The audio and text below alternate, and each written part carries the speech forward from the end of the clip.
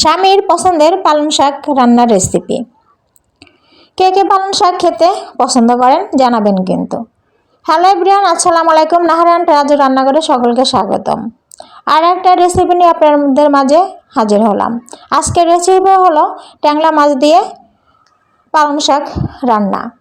এই রান্নাটা খেতে আমার হাজব্যান্ড খুবই পছন্দ করে।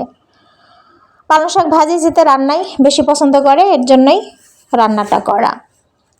তো কড়াইতে তেল দিয়ে তাতে আস্ত জিরা ফোড়ন দিয়ে তাতে পেঁয়াজ কুচি আর কাঁচামরিচ ফালি দিয়ে ভেজে নিয়েছি।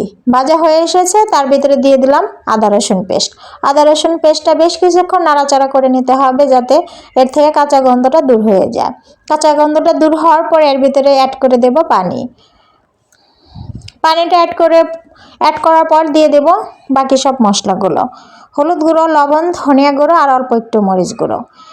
শাক রান্নাতে কাঁচামরিচই বেশি ব্যবহার করেছি, এর জন্য মরিচের গুঁড়া কম দিলেই চলবে। তো সবগুলো মশলা দেওয়া হয়ে গেছে, এখন একটু পানির সাথে মিশিয়ে নাড়াচাড়া করে নিয়ে একটু কষিয়ে নেব। কষানো হয়ে গেলে এর ভিতরে দিয়ে দেব শাকগুলো। তো মশলাগুলো কষানো হয়ে গেছে, এবার কেটে ধুয়ে রাখা শাকগুলো দিয়ে দেব।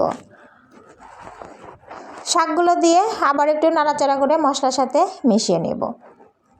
মিশিয়ে নিয়ে ঢাকনাতে ঢেকে অল্প কিছুক্ষণ রান্না করব।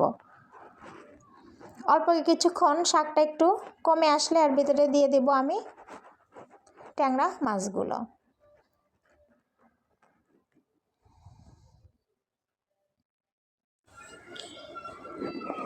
শাকগুলো আর একটু নাড়াচাড়া করে নিয়ে এর ভিতরে দিয়ে দেব আমি মাছগুলো।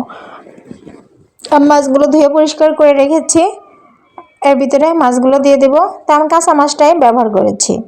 অনেকে আবার ভেজে রান্না করে, তবে আমার ভেজে রান্না, ছোটো মাছ ভেজে রান্না করলে ভালো লাগে না, এর জন্য আমি কাঁচা মাছটাই ব্যবহার করছি। মাছটা কষিয়ে নিলেও হতো, কিন্তু কষাতে ভুলে গিয়েছিলাম, যার কারণে উপর দিয়ে মাছটা দিয়ে দিলাম। দিয়ে দেওয়ার পরে বেশ কিছুক্ষণ একটু রান্না করতে হবে, যেহেতু কাঁচা মাছ ব্যবহার করেছি, এর জন্য একটু বেশিক্ষণই রান্না করতে হবে। তো রান্নাটা হয়ে আসলে আমি এর ভিতরে দিয়ে দিব জিরা গুঁড়ো। তো রান্নাটা হয়ে এসেছে, তাই আমি এর ভিতরে দিয়ে দিলাম অল্প একটু জিরা গুঁড়ো। জিরা গুঁড়ো দিয়ে একটু ভালো করে নাড়াচাড়া করে নিয়ে শাকের সাথে মিশিয়ে নেব, যাতে সবগুলো শাকের ভিতরেই জিরার স্মেলটা চলে যায়। তো যে যেখান থেকে আমার ভিডিও দেখছেন, আমার ভিডিও যদি আপনাদের ভালো লেগে থাকে তাহলে লাইক, কমেন্ট, শেয়ার এবং ফলো দিতে কিন্তু ভুলবেন না।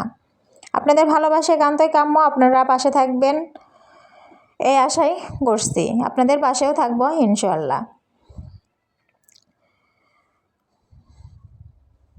তো আমার রান্নাটা কেমন হলো কমেন্টে কিন্তু জানাতে ভুলবেন না। তো আজকের মতন এখানে বিদায় নিচ্ছি, নেক্সট ভিডিও দেখার আমন্ত্রণ রইল।